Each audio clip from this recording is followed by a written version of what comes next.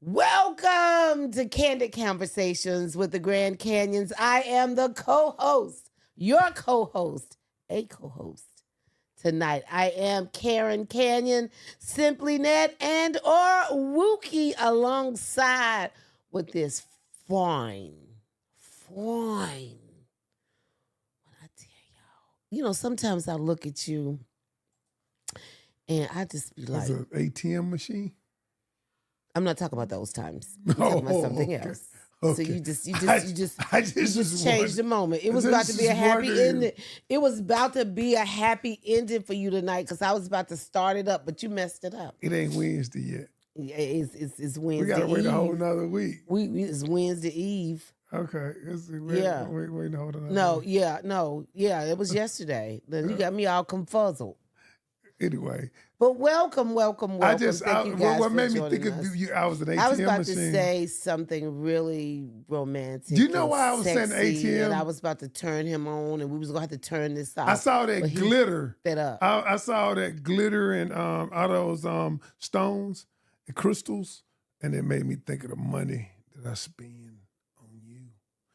And you know what I do? And I love every bit of it. Go on and flip it. You better change it up. You better change it up, bro. I was really gonna say something nice, but say you messed it up. You when I said I was ATM.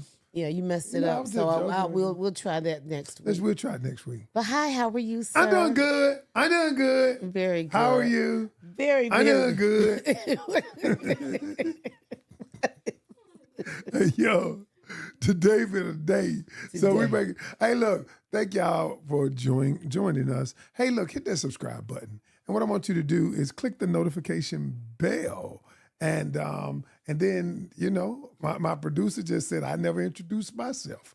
I'm Coach Ken, a.k.a. the professor, a.k.a. the doctor. And look, and tonight is Candid Conversations. Candid Conversations. And last week, we talked about dating after divorce. Mm-hmm. I think it was a good show. Somebody disagreed with me when I said that that love was messy sometimes. Mm-hmm. It wasn't pretty. And they was like, no, love is from God. It is beautiful. And what I believe, and I believe that love, the essence of love is beautiful. Mm-hmm. But I think the process of love sometimes, the practical process of it, can be ugly, can be messy. Can be. And I was talking about just a minute ago before we got on, I was talking about how my dad loved my mom so much that she had a stroke and he took care of her. Mm-hmm. Now, that wasn't pretty. No. But he took care of her. He washed her. It wasn't made pretty, her, but it was beautiful. It was beautiful. Mm-hmm. It was beautiful. But when you look at it, with just natural eyes, the things that he had to go through and the changes that he had to make in order to accommodate her. Yeah. And who he became in the process. Mm-hmm. The man he became is the man that every day that I strive to be like. Watching your parents and watching you with them during that process, it let me know what type of man I was getting. Like to see you care for your mom, to see you comb her hair and try to put on makeup and because that's the type of woman she was. And so she you guys going kept out. her, she had 2 boys. Well, she had a daughter too, but there in the house, it was just men there in the house. Right. And so you guys you kept her living the same way that she lived when she, did it herself. And that was very admirable. And watching that, I was excited to be your wife before your wife because I knew what I was getting. No, I appreciate that. So we're going to talk about, so that show was good last week. Mm-hmm. And we talked about dating after divorce. Mm-hmm. And last week when we talked about it, we talked about what people look for, what they have these lists and all of this stuff. And it is different after divorce. And so I thought it's good for dialogue. But tonight I chose this letter because it's kind of this going in the same direction as this. So I'm gonna go ahead and read it. But we got to tell who the sponsor is. Go ahead and tell it. Because if we don't, over there. You know they gonna who's be gonna after you. They're gonna be after me. They're gonna be So after you. this show it's sponsored by the Beyond the Silence Challenge. It's called Beyond the Silence: Communicating with with emotionally unavailable people. Now, this challenge is a 5-day challenge we got coming up on March 10th. And I want you, listen, let me say this to you. The link's in the bio. And if you know that you're communicating with somebody who's emotionally unavailable, even if you're emotionally unavailable, and you don't know how to peel back the layers, you don't know how to communicate with them, you need to be at this challenge. And that challenge is the sponsor of this show. There are 2 ways to get in. You can get in with general admission. 5 days, y'all, I'm going to teach. Me and Coach Rose going to teach 5 days. It's going to be intense. You have homework assignments. You have stuff to do. You're going to have to go communicate with people who are emotionally unavailable. Tomorrow. All right, that day. All right. Join the challenge, y'all. Tomorrow, that day. Then, like the next day, like when we do it. Okay. Like okay. that I was day. confuzzled. Okay. All right. And then the thing is, you can do it. There are 2 ways. You can join the general admission, get you all in every challenge, all day, every day, all of the sessions. You get the recordings for 24 hours, or you can join VIP. Now, VIP gets you time with me, individual time with me that we answer your questions. We do an hour before the session, before the general session, and you get the recordings here on out. You get in perpetuity because we're selling the recordings to other people, but you get access to them for good. Y'all, for you, you know you need to be in this challenge coming up. Click the link in the bio and look for it. It says Beyond the Challenge, Beyond the Silence, Communicating with emotionally unavailable people. So, question, you said that starts March the 10th? It does. And it's 5 days? March 10th, 11th, 12th, 13th, 14th. 10th, 11th, 12th, 13th, 14th. Yep, 5 days. Change of plans. Okay. Well, I had plans for us. I didn't know about that. But okay, I'm going to go ahead and read this letter. Can you make the plans on that Saturday, the 15th? I'm going to read this letter. This dude, boy. Okay. Boy, you can't surprise nobody in this here situationship right here. You hear me? Okay. So I do have a letter, and it is, again, what is it? You okay? I'm waiting on your letter. Okay, all right. I mean, you done said I messed up your plans. I'm like, golly, I was counting with my fingers, bro. Oh, that's why you was like... Yeah, I was trying to figure something out. Okay. Dear Coach, I need help. I'm 39 and I've never been married. I was in a long-term relationship, and from that we had 3 wonderful children. The problem is that we're no longer together, and my ex is in a new relationship, has been in a new relationship for several years now. He and the kids spend time with his new friend. They go on outings, they go on trips, they have dinners together, and they spend weekends together. And I always wish them well. Now it's my turn. I finally found someone that really loves me, and my kids won't give him a chance. They are not rude, but they won't engage in conversation. They never want to go anywhere with us. We can't have family time. Please help. I really like this guy. And my kids, my family, or my friends are not giving me their blessings. Do I continue dating, or do I abandon? Excuse me. Do I continue dating, or do I abandon what my heart feels? Okay. All right. So last week it was about dating after divorce. Right. She's never been married. She's never been married. Oh, she had 3 kids. She has 3 children. By the other guy, but they were never married. They were never married. Oh, so is he married now? He's not married, but he is in another relationship. Oh, he like doing the long-term thing with no paperwork. He like it with no paperwork. But see, the kids, they go out with he and his significant other. They spend the weekends with them. They've gone on family trips. They do a lot of things. And now that she's found someone that she really, really cares for, the kids aren't willing to do that. Are they? Is the person she's with now or dating? Are they thinking about getting married? They haven't been together that long. Oh, well, okay. They've been together for about 8 months, and so okay. she really cares for him, though. But they can't. She feels like she can't explore the relationship more without her children. You also said her family. Her family is nobody. She feels like nobody's giving her their blessing on this. So what does she do? Nobody's giving her a reason why she shouldn't be with him, though. All right. So first thing I would say, number one, I know you want your children's blessing and your family's blessing. Number one, you have to give yourself permission to love. Notice what I said that.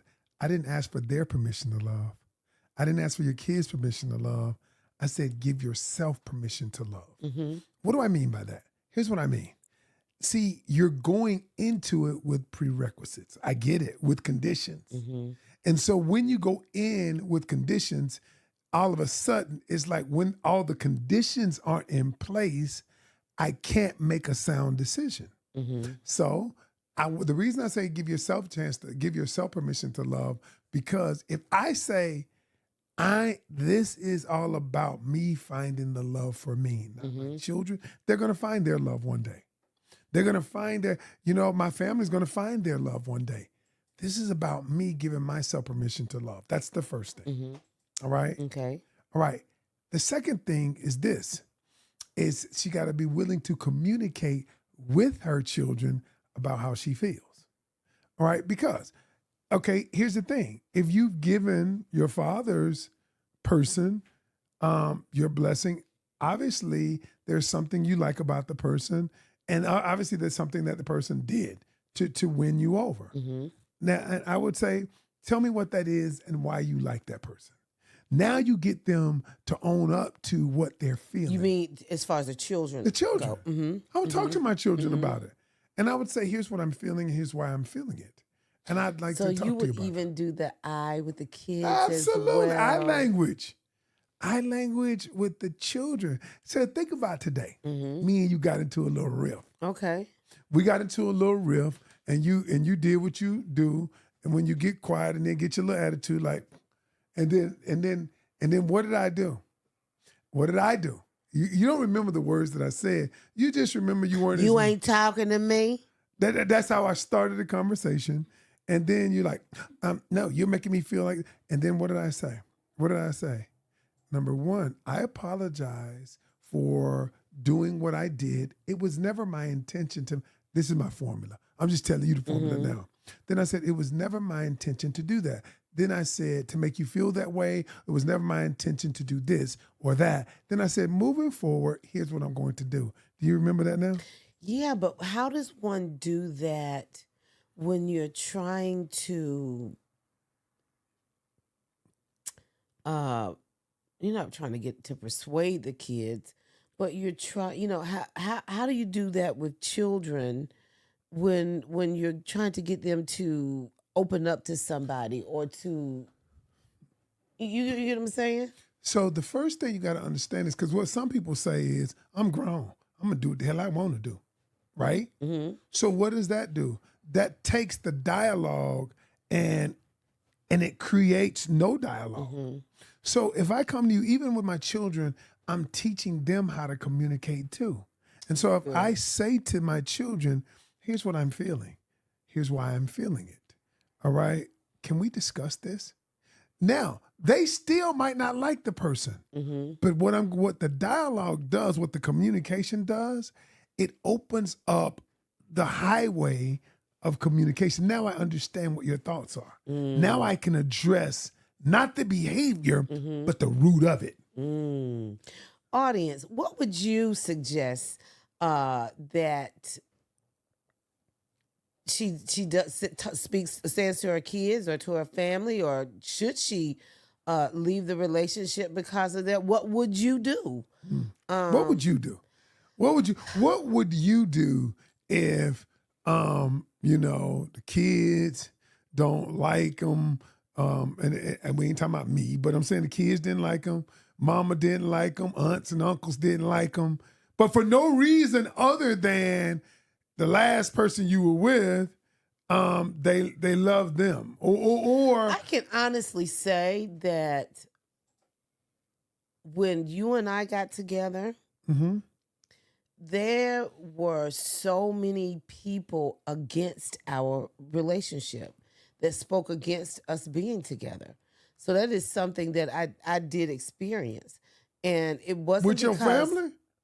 family, friends, Which one though? Which one of them? just everybody, they thought that you were just not a good guy for me, that you didn't have, and I remember when I told you that my Look my what I'm doing. stepdad, I remember when my stepdad, he was like, I didn't like him at first. I didn't think he meant you any good, and you was like, I didn't. You remember I that? mean, I didn't mean you any good, but I didn't mean you any harm either. Yeah. See, you gotta there's a thin, It's a thin line. Shit has a thin line. And so it's a thin line. I would between say okay, I'm sorry. in that situation, if you feel I would not introduce my person to people until like I really knew that this was somebody that I liked. If so I don't know if all of her relationships are like that, if she has to fight to show that, well, no, they're a good person and they're this and that. If that is the situation, I don't think I would share. I don't think I would introduce the person to my children. I don't think I would introduce them to my family. Okay. Until I felt like they were worth fighting for. You get what I'm saying? Okay. And so, okay. But I would probably, and I know different now, but I would be the one to be like, I don't know now what you think. But okay, so you said I know different now.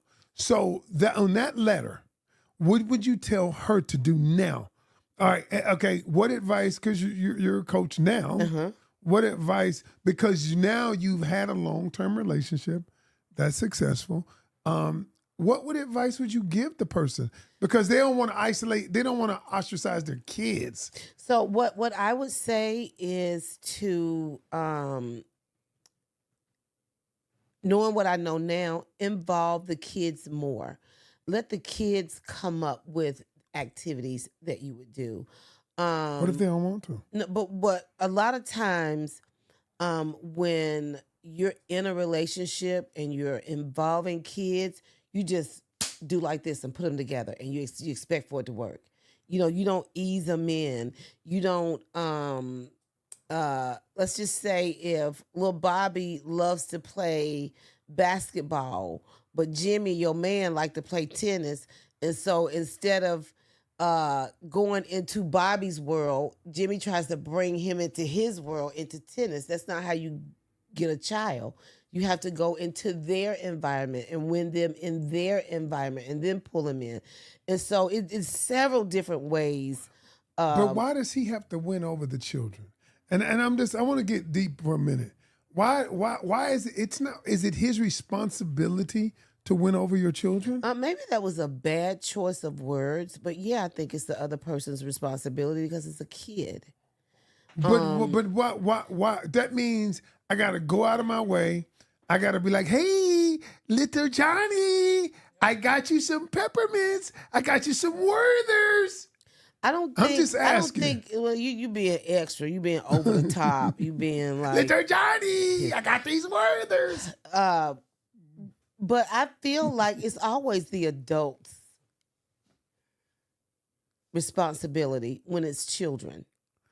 Okay, I don't know how old are her children. I don't know.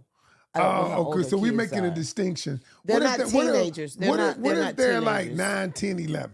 I think it's the adult's responsibility to try to win them over. To make an environment, to create an environment. Okay. Where I think I can see that. I think it's I can see that part. Adults, but if they teenagers, I ain't creating no environment. I still think why? Because they're still children. They Kenny, doing more cussing, I don't more, care. more, I don't more care. They're licking still. and sucking I than, don't care. They than still have an 50-year-olds. undeveloped mind. I don't care what they think they are. I don't care what they feel like they are, but they're still children. But some of these kids can be disrespectful, Nat. Why should a person, as a dude, why should he have to acquiesce? And why should he have to, be like, well, I'm going to, hey, would you like to go It could be play a woman. basketball? It could be a woman that's the other person. I Could be a know. woman. But And what so you're it doesn't- saying is they got to go out of their way to do it. Now, the only way I would do that is if I knew. Why would it be that- out of their way though? Because Why would it be considered out of their way? Because what if the child don't want to be around me? Disrespectful, not disrespectful, but because I ain't gonna tolerate that. But let's say they don't want to have nothing to do with me. Every time I come around, they go in their room, they watching TV, they on their phone, they ain't saying nothing to me, I ain't saying nothing to them. So is it my responsibility to make sure that I do that kind of thing with them? I think so because you're the adult. Oh, wow. What if that's just like if you was after a woman and she had a bad relationship prior. The man prior to that, he might not have been anybody that they could get close to. He might not have been open up enough. And so you might need the adult, the man, the woman.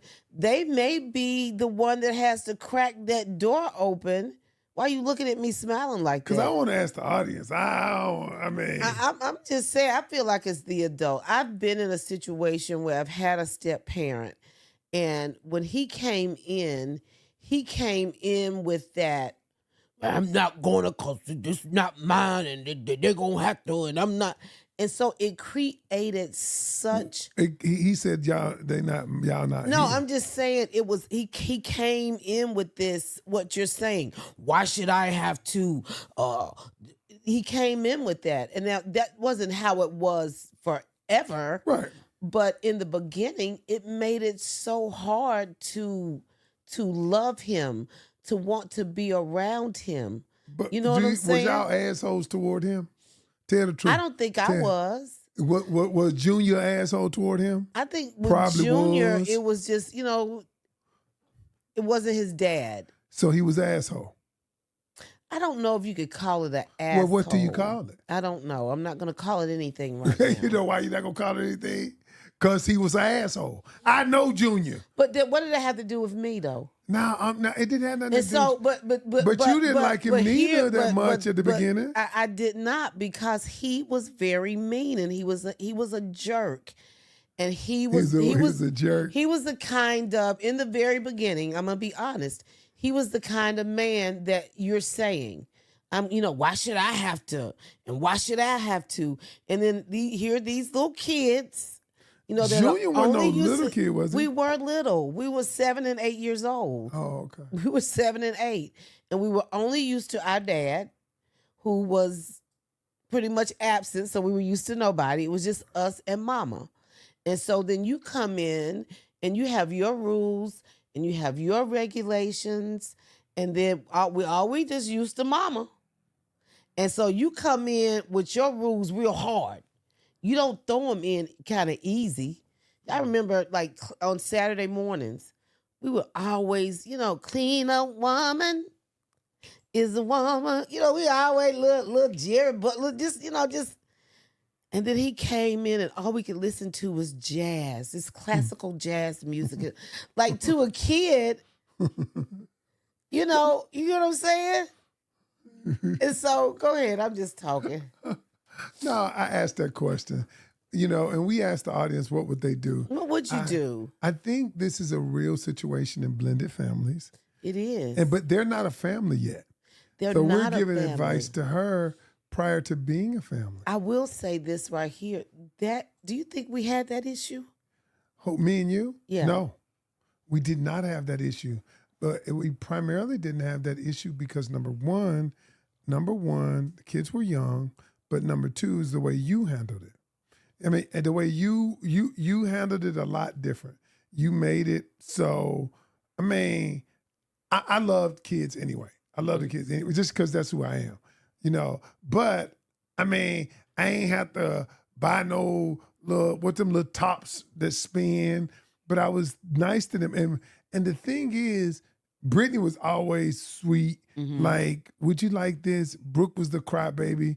And they had their own personalities. Mm-hmm. But you didn't facilitate it in a way that I had to be a certain way. Mm-hmm. I could just be me. So how would you Mm-hmm. advise her to handle this, because you came in on that? So what made it easier for you? Said it was me. Yeah. Give me one thing that I did that. It was really what you didn't do. Ooh. It was what you didn't cause me to. You didn't have stipulations on me and said you got to do this, this, for this. You didn't say that. And then you told me something one time. I was like, you need to discipline the kids about a particular thing. Mm-hmm. I wasn't like your kids. I was like, the kids need to be disciplined. And you were like, do it then. And I remembered that. And I was like, oh, wow. I mean, obviously we had been together a while. Right. I earned that. But, but the truth is, I get it. What you did was you stepped back, number one, and you I guess you trusted me enough because I'd earned that. Yes. I'd earned that over time. Most I'd earned definitely. that. Yeah. But then you stepped back and said, you be you. Because, the way I coach people is tough. Mm-hmm. Like Brittany, even Brooke now, both of them, I coach them still tough. Mm-hmm. They know I love them, but tough. And that's how it was. Now, that ain't how you did it, because you were coached a little differently. I was. I mean, you like, okay, you can do it. And I'd be like, get this shit done. Yeah, but see, my thought was, I remember that moment when you came to me and said that the kids needed to do something, and I felt like if they're ever going to respect you, you cannot come to me and tell them to do something. And that's what you said that happened to you if they're ever going to when you're respect young. you, yeah, because I looked at it like, and we've gone all the way across the street from what we started, but I looked at it when my stepfather would go to my mom and say, you need to tell the kids such and such and such. And then we would get in trouble. As a child, that was a tattletale. And you hated nothing. As a kid, hate nothing more than somebody to tell it. AKA Stitch. And so that was one of the reasons why. And I think they do have the utmost respect for you. Yo, of course. They're my girls. I love them. Let's leave her with one piece of advice.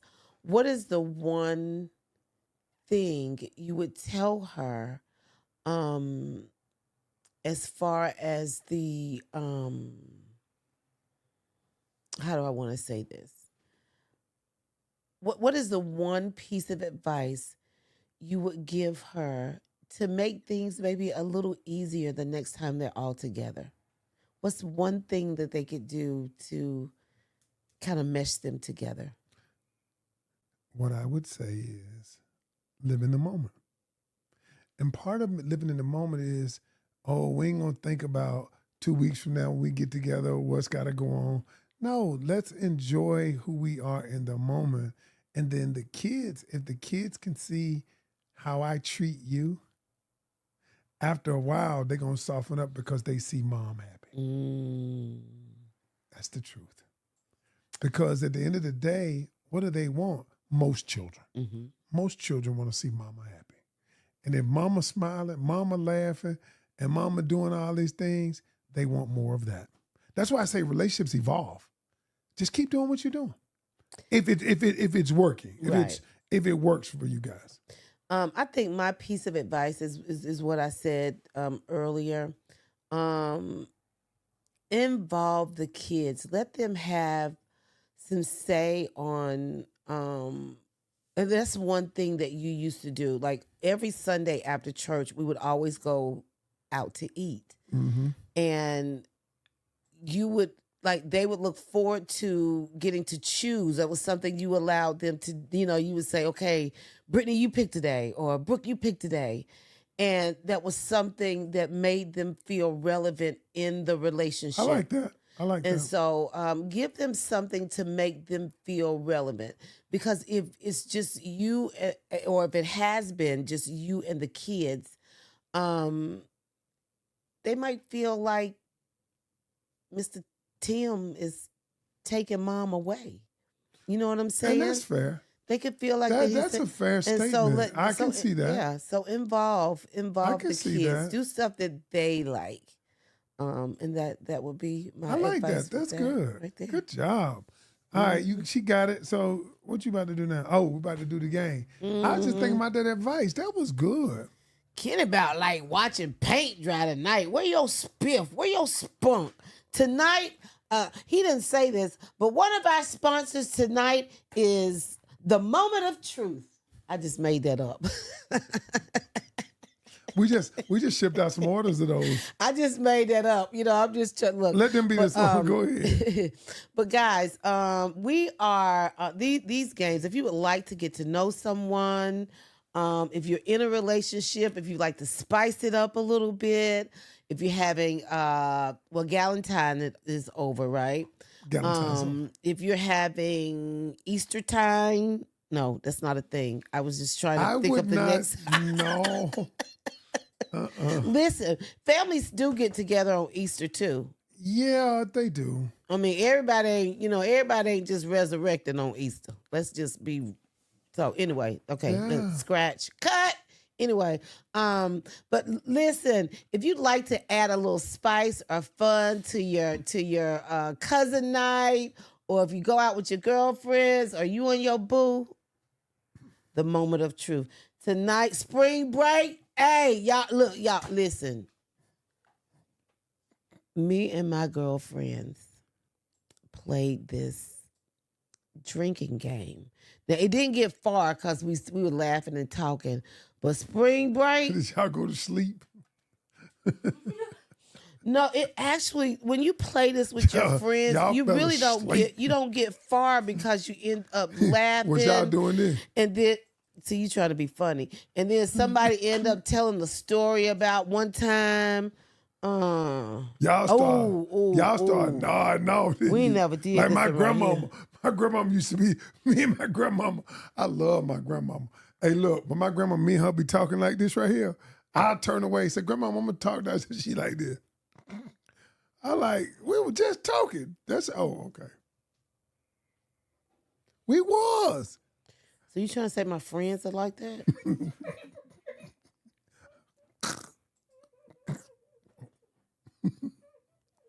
No, go ahead. Go ahead. You gonna What read? was that? Do you need the CLP? glasses? Was that CLP in the color pepper? CLP. Do you need the glasses? Yeah. You watch what you drink for the rest of the night. Talking about my You friends. told me pee will clear up your skin. It will. Not your pee. Yeah. I thought you had to be like a baby's pee. No, where you gonna get baby pee from? No, that's what I thought you told me. It was baby your pee. own pee. Your own urine. You put it on your face and you have beautiful clear skin. Anyway. Don't never let me see you put no piss on your face. Don't come in the shower. No, I'm just kidding. I'm just kidding. Damn. You know what? Cut. Hey, Taylor, cut this. I'm done. I can't. You know, I don't even know what to do right now. I'm just kidding. I had to say that, guys. He was just... Listen. Go ahead. Give me the thing. How long would you remain in a marriage where you felt trapped? A, till death, as you stated in your vows. B, it depends on if your spouse is willing to seek counseling. C, depends on whether or not there is a prenup. Or D, long enough to pack my bags. How long would you remain in a marriage where you felt trapped? A, till death, as you stated in your vows. B, it depends on if your spouse is willing to seek counseling. C, depends on whether or not there's a prenup. Or D, long enough to pack my bags. I would say B, as long as, my spouse is willing to get counseling. I think I'll go with D. Audience, what would you do? You said D? I mean, B. About to B. say. It depends on if my spouse is willing to seek counseling. How long would you remain in a marriage where you felt trapped? A. Till death, as you stated in your vows. B. It depends on if my spouse is willing to seek counseling. C. Depends on whether or not there's a prenup. Or D. Long enough to pack my ish. All right. What would you do? What would you do? All right, y'all. That is our thank you, Miss Canion, for having the show tonight. Thank you, I sir. just got misty eyed. You got misty eyed. Not tonight. Misty eyed when I was thinking about my mama earlier today. Okay. Okay. I'm Yeah. going to say what? All right, y'all. Oh, by the way, In the sponsor whole for the show, world. Beyond the Silence Challenge. Go to my link. We're doing a 5-day challenge called Beyond the Silence, communicating with emotionally unavailable people. Ooh, that's 5-day good. challenge. Beyond the If silence. you are either emotionally unavailable and or you are in a relationship with someone who's emotionally unavailable, you need to come to this challenge because your very relationship depends on it. Click on the link in the bio and join the challenge. March 10th through the 14th, 5 days. Intense. And if it were me, I join VIP. Then you got access to me and access to the recordings. Bam. Do you think I've ever been emotionally unavailable? Yeah, absolutely. Do you think you've ever been that way? Probably. Y'all, thank you so much for joining us tonight. Not you, nah. Probably so. No, You guys have I'm a sure I super was. duper fantastical weekend. Again, thank you so much for joining the Grand Canyons. We'll see you next week.